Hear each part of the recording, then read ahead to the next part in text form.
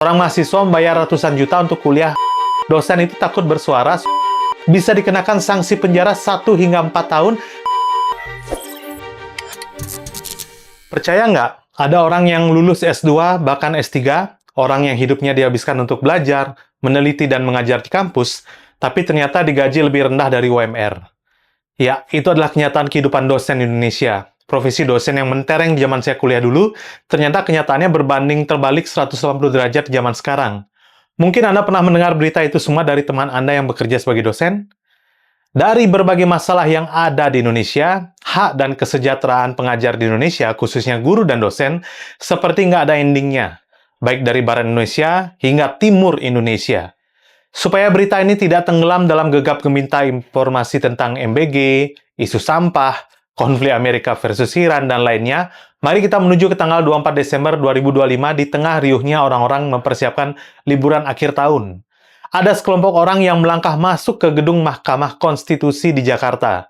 Tujuan mereka adalah untuk mendaftarkan gugatan hukum yang akan menjadi salah satu momen paling penting dalam sejarah profesi dosen di Indonesia.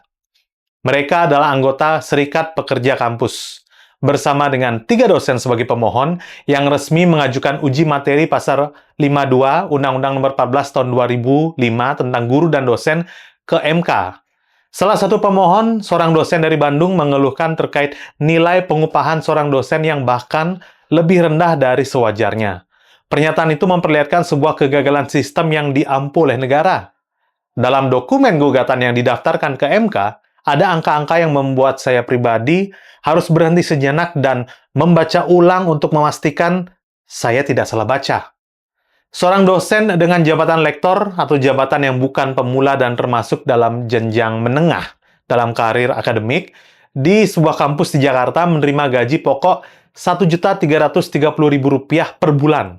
Sementara UMP Jakarta tahun 2025 adalah Rp5.350.000. Artinya gaji dosen itu tidak sampai seperempat dari standar minimum buruh di kota yang sama. Di Bandung, seorang dosen berstatus asisten ahli menerima gaji pokok Rp560.000 per bulan.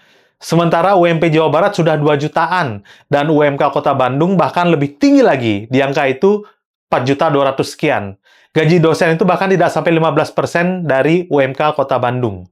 Menurut kepercayaan saya, setiap pekerja berhak mendapatkan upah yang layak, tapi logika dan keadilan dasar mestinya memastikan bahwa orang yang menghabiskan 10-15 tahun hidupnya untuk mengejar S2 dan S3, yang setiap hari menanggung beban tridharma, mengajar, meneliti, dan mengabdi kepada masyarakat, plus mengikuti secara aktif perubahan aturan dari Kementerian Pendidikan yang terus berubah mengikuti pergantian menteri, seharusnya mendapatkan penghargaan yang sepadan dengan itu semua. Sayangnya, nasib apes ini tidak berakhir pada perwakilan dosen yang mengeluarkan atau mengajukan gugatan ke MK itu. Serikat Pekerja Kampus melakukan riset pada 2023 dan hasilnya mengejutkan. Mayoritas dosen di Indonesia menerima gaji bersih di bawah 3 juta rupiah per bulan, termasuk mereka yang sudah mengabdi lebih dari 6 tahun. 6 tahun mengajar masih di bawah 3 juta rupiah. Konsekuensinya, 76% responden dalam riset itu mengaku harus mengambil pekerjaan sampingan. Pekerjaan sampingan seperti double job, wirausaha mandiri, hingga menjadi mitra ojek online untuk bisa memenuhi kebutuhan hidup sehari-hari. Karena gaji dari kampus itu tidak cukup untuk memenuhi kebutuhan hidup.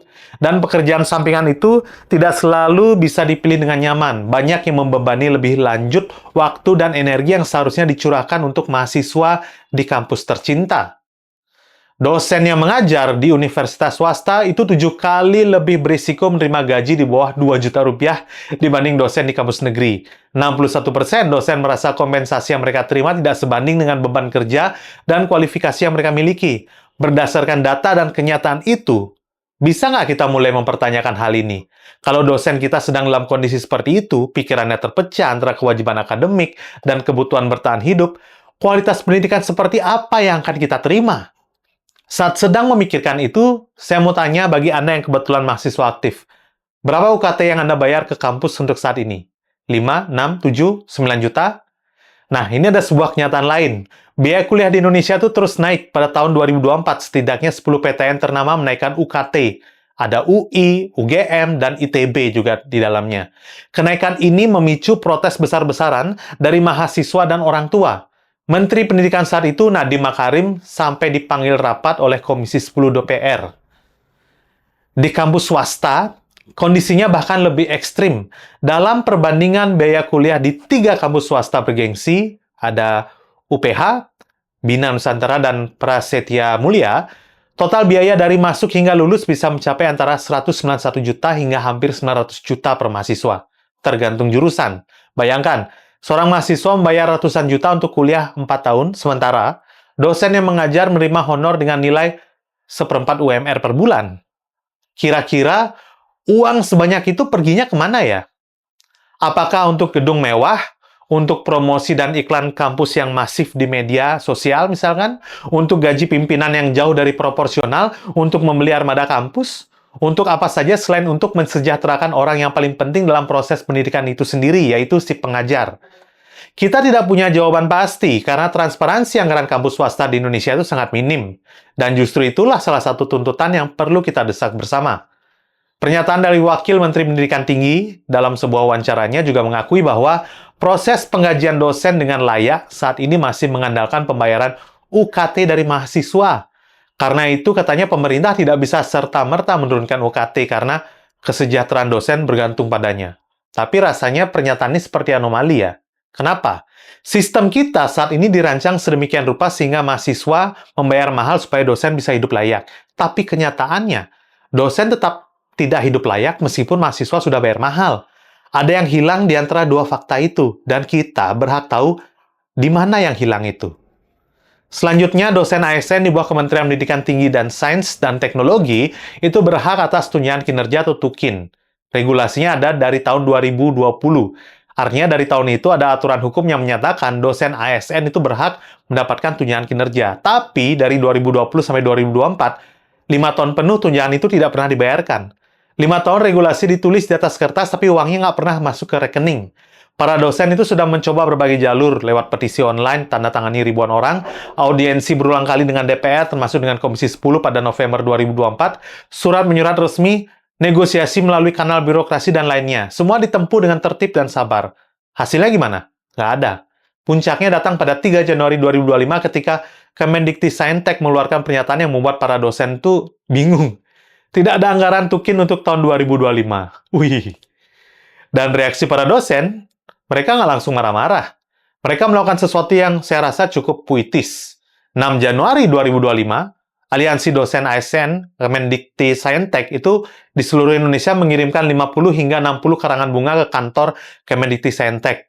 Di karangan-karangan bunga itu tertulis turut berduka cita atas batalnya pencairan tunjangan kinerja dosen. Sayangnya, karangan bunga itu tidak mengubah keputusan birokrasi.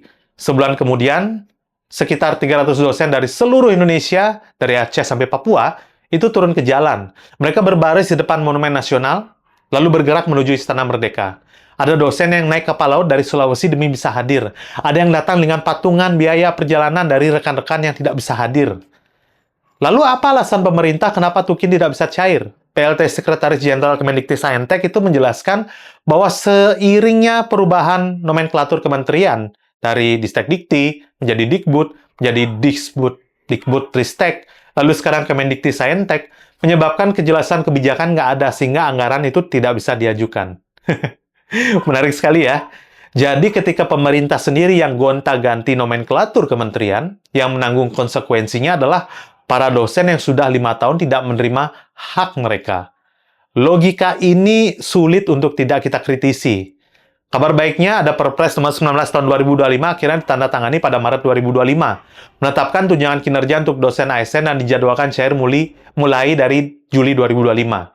Tapi TUKIN itu pemberiannya tidak merata. Dari 80.000 dosen, hanya 31 ribuan dosen yang berhak menerima berdasarkan kriteria yang ditetapkan. Sisanya tetap tidak mendapatkan tambahan.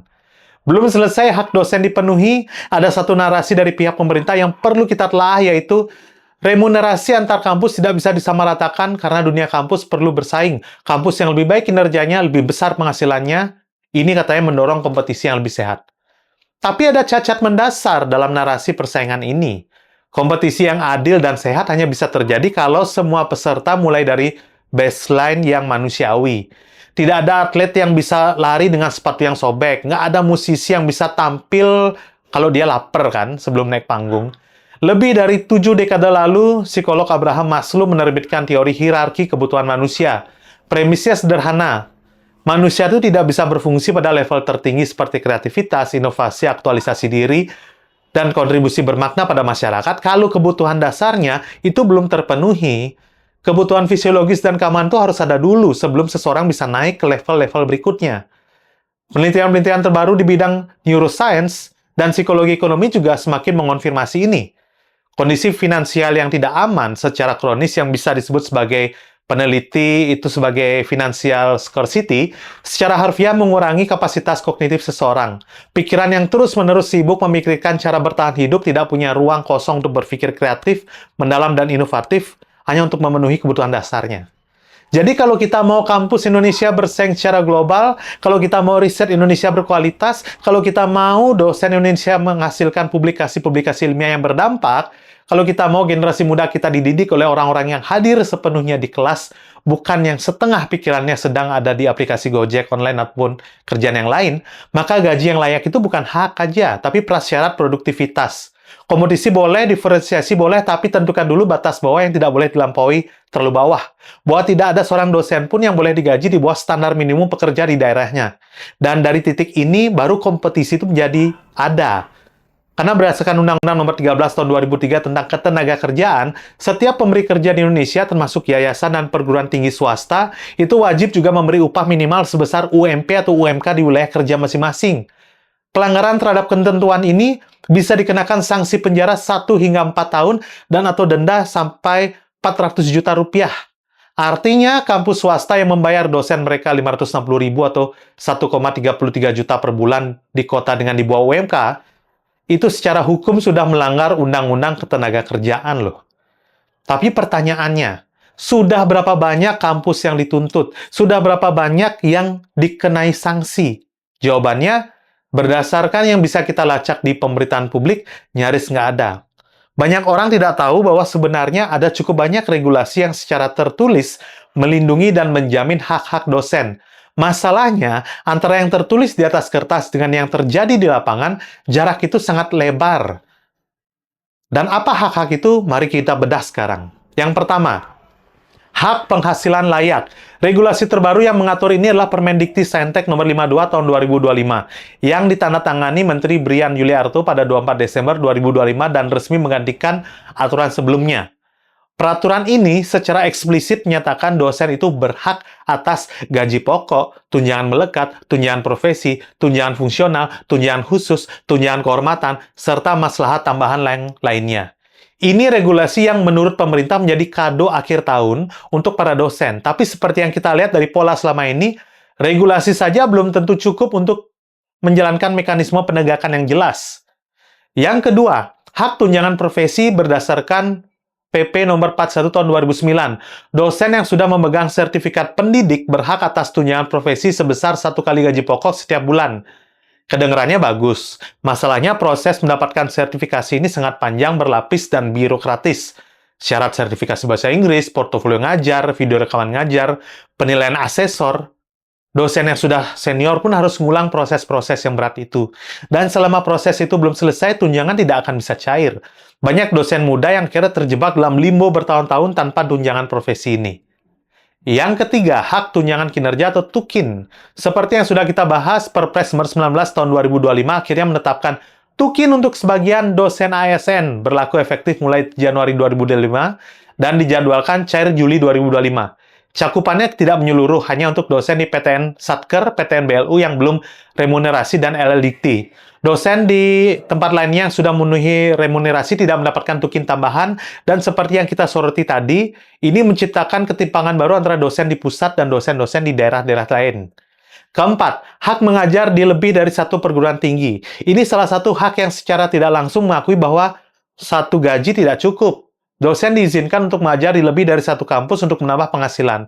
Secara teori kan bagus, tapi secara praktis ini menambah beban kerja yang sudah padat, mengurangi waktu dan energi untuk mengajar dan meneliti dengan optimal.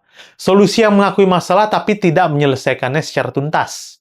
Kelima, hak kebebasan akademik dan berserikat. Dosen itu berhak menyampaikan pendapat ilmiah, berhak mengkritisi kebijakan kampus, dan berhak bergabung dalam serikat pekerja tanpa takut dipecat atau diintimidasi loh. Ini hak yang sangat fundamental, dan Serikat Pekerja Kampus menjadikan kebebasan berserikat ini sebagai salah satu tuntutan utama mereka. Karena di banyak kampus swasta, dosen itu takut bersuara soal gaji, karena takut kontraknya tidak diperpanjang dan lainnya. Bergabunglah dengan Serikat Pekerja Kampus. Kekuatan kolektif adalah satu-satunya cara agar isu sistemik ini berubah. Kalau gaji di tempat Anda mengajar berada di bawah UMK atau UMP, Anda punya hak legal untuk melaporkannya ke Dinas Tenaga Kerja setempat. Dan ini dilindungi hukum ya. Ini bukan pengkhianatan terhadap kampus. Ini menuntut kepatuhan terhadap undang-undang yang berlaku untuk semua pemberi kerja. Dan kalau Anda adalah seorang mahasiswa, berarti Anda punya suara yang lebih kuat dari yang Anda kira loh. Tanyakan ke kampus Anda, kemana alokasi UKT yang sudah dibayar setiap semester? Apakah ada bagian yang proporsional untuk kesejahteraan dosen? Ini pertanyaan yang sah, dan setiap mahasiswa berhak mendapat jawaban yang transparan. Mendukung kesejahteraan dosen bukan berarti Anda melawan kampus. Justru sebaliknya, kampus yang dosennya sejahtera akan menghasilkan pendidikan yang lebih baik untuk Anda semua. Dan, kalau Anda masyarakat umum atau misalkan pengambil kebijakan, angkat isu ini, bicara soal ini di media sosial, di ruang-ruang diskusi, di lingkaran terdekat. Banyak isu yang menjadi prioritas kebijakan bukan karena ada lobi besar di belakangnya, tapi karena banyak suara kecil yang akhirnya tidak bisa kita abaikan. Dan terakhir, mari saling dukung siapapun yang mau berusaha di negara kita tercinta ini. Salah satunya dengan memiliki buku terbaru saya di link.id/monverna, Anda akan menemukan alasan kenapa sistem perpolitikan Indonesia kita seperti saat ini di hari ini. Dan jika Anda ingin memberikan respon lanjutan, silakan ramaikan kolom komentar dan follow akun @Serikat Pekerja Kampus atau bergabung di spk.or.id/register untuk support perjuangan kawan-kawan dosen bagi kesejahteraan pendidikan kita semua di masa depan. Saya Bligong Yuda, dan inilah sesi Tukar Pikiran.